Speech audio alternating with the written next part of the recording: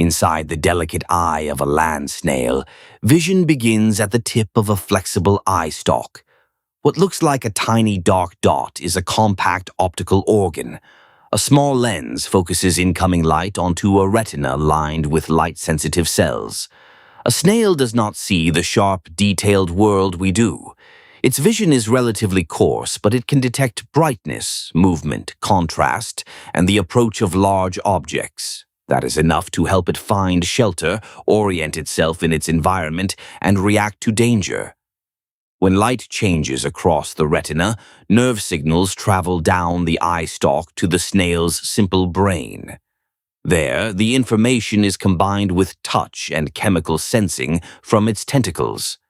Vision is only one part of how a snail explores its world, and when danger comes too close, the entire eye stalk can retract in an instant, protecting the eye inside the body. Under the microscope, this tiny structure reveals a complete visual system, small, simple, and precisely adapted to survival.